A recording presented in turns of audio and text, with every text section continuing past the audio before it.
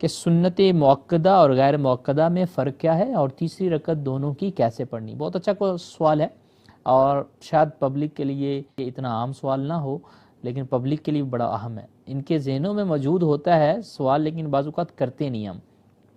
سنت مؤکدہ جس کی تاکید شریعت نے بیان کی حدیث پاک میں اندر، ایمفیسائزنگ یعنی جس پہ کی گئی، اسے مؤکدہ کہتے ہیں، اور میرے آقا کریم علیہ السلام نے پوری زندگی اسے پڑھا تو اسے ہم مؤکدہ کہتے ہیں، اور اسے چھوڑنا نہ چاہیے، اس کی عادت چھوڑنے کی نہ بنائی جائے۔ کبھی ایک دو بار رہ جائے تو کوئی مسئلہ نہیں ہے، لیکن جان بوجھ کر عادت بنا لی جائے تو گناہ گار ہوتا ہے۔ یہ ظہر کی سنتیں اور فجر کی سنتیں ہیں۔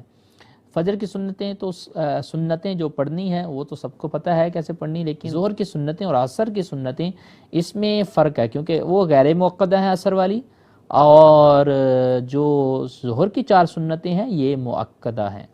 مؤکدہ کو پڑھنے کا طریقہ یہ ہوتا ہے کہ آپ جب دوسری رکعت پہ تشہد پہ بیٹھتے ہیں، تحیات پڑھتے ہیں، تو ورسولو پڑھیں اور اس کے بعد کھڑے ہو جائیں فوراً اسٹیٹ وے، درود ابراہیمی پہ نہیں جانا۔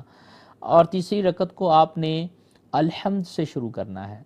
آپ ساتھ بسم اللہ شریف اعوذ باللہ پڑھیں، ساتھ بسم اللہ شریف پڑھ لیں، اور الحمد سے آپ شروع کریں گے۔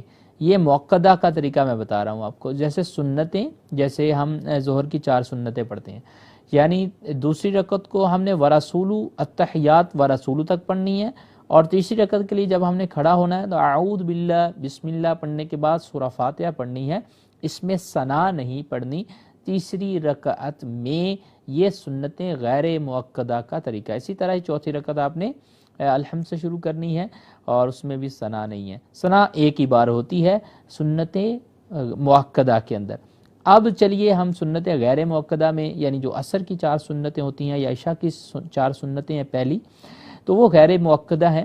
غیر مؤکدہ کا پڑھنے کا طریقہ یہ ہے کہ جب ہم التحیات پہ، پہلی التحیات پہ بیٹھتے ہیں تو ورسولہ تک پڑھیں گے، ساتھ درود ابراہیمی بھی ملائیں گے، اور ساتھ ربی جعلنی مقیم الصلاۃ، یہ دعا ہے، یہ بھی پڑھیں گے۔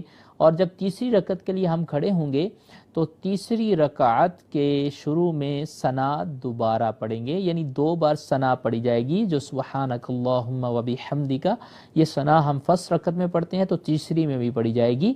تو اسی طرح پھر سورہ فاتحہ کوئی اور صورت ملائی جائے گی، اور چوتھی رکعت کو پھر ہم الحمد سے شروع کریں گے، اور اس طرح 4 سنتیں کمپلیٹ کریں گے۔ یہ طریقہ ہے سنتیں غیر مؤکدہ کا، کہ اس میں التحیات، جو پہلی التحیات وہ بھی پوری پڑھی جائے گی، اور آخری تو پوری ہم پڑھتے ہی ہیں۔ تو یہ ہے سنت مؤکدہ اور غیر مؤکدہ کا فرق اور پڑھنے کا طریقہ۔